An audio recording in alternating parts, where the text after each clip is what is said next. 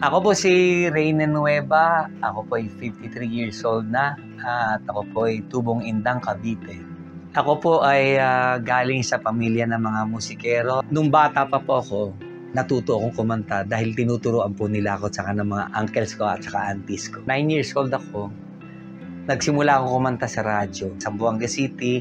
8 weeks akong kumakanta doon every Saturday at saka Sunday.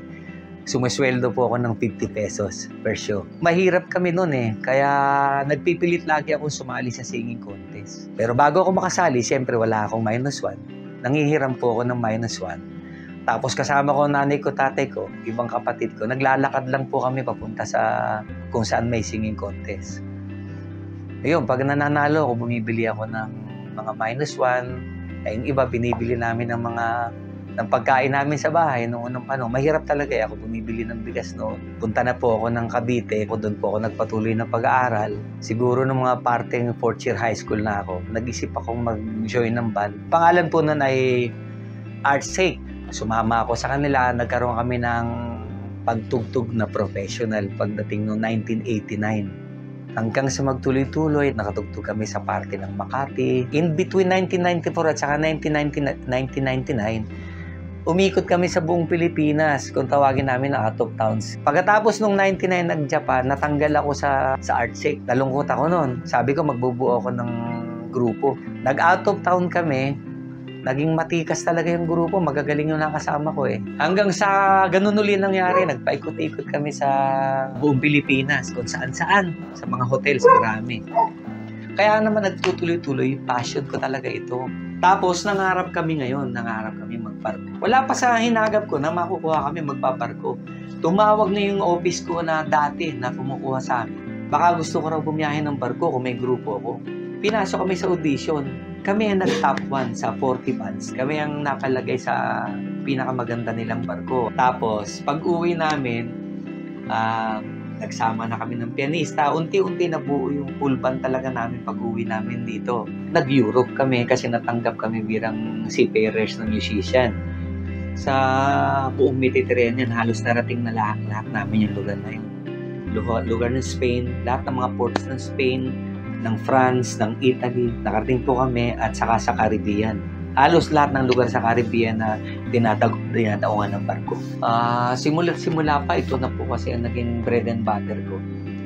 Mula pa nung bata ako, kaya malaking bagay po ito. Dito po ako nakapagpundar ng sound system kung alin yung ginagamit namin sa mga gigs namin, sa events na malalaki dito ng mga kasama sa MCGI, dito sa Cavite, yung po ginagamit ko. Tapos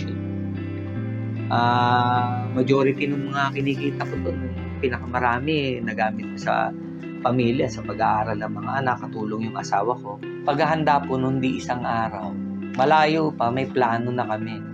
Inaalam po namin kung anong klaseng event yung tutugtugan namin, kung kasal ba yon, birthday ba yon. Tapos sinisigurado namin ang aming mga sarili nasa kondisyon. Parang perform as if this is your last performance. Laging nasa best kayo kinakailangan pag nagpe-perform. Ngayon, magkakasama pa rin kami at ang tugtugan namin ngayon, 2 lugar ang tinutugtugan namin. Yung sa pang-araw-araw namin hanap buhay, yung isa sa church na sinasamahan ko, tumutugtog kami doon. Ilan sa mga tugtog namin actually, ginawa nung leader ng church namin na si Kuya Daniel Rason. OBB ng Good Morning Kuya. Ako po yung kumakanta, ako po yung boses sa likod noon. Yung inspirasyon ko, syempre, maraming bagay. Yung pamilya mo, inspirasyon mo yan sa pagpe-perform na maganda. Yung pananampalataya mo bilang Kristiyano. Lalo na kung passion mo yung pagtugtog at pagkanta, hindi nakakapagod. Pag nandun ka na, mahal mo yung ginagawa mo. Siguro mahal ko itong trabahong ito, kaya hindi ako nahihiya. Mahal ko talaga ang pag-aawit. Marami ako napapasaya. Maraming inspired sa pagkanta. Lalo na pag ang kinakanta ko, mga awit ng pagpuri sa Panginoon, marami natutuwa. Hindi ko ikakaya ito kahit kailan. Nasa Biblia ito Ang awit ay isang uri ng mataas na pagpuri sa Panginoon. Ba't ako mahihiya? Proud ako sa pagiging singer ko. Nagpapasalamat ako sa talentong ito. Maraming binigay sa akin ng talentong ito. Nagbigay ito una sa lahat na napakaraming kaibigan at kapatid sa akin. Nakatulong ito sa pagbuhay ng aking pamilya at iba pang mga kaibigan. Alam ko meron ako mga natulungan. At sa pagiging mga awit, nakakuha ko ng maraming respeto dito, pagmamahal. Ipagtiwala sa Diyos ang lahat ng ating ginagawa. Lakipan ng sipag at tiyaga. Laban lang!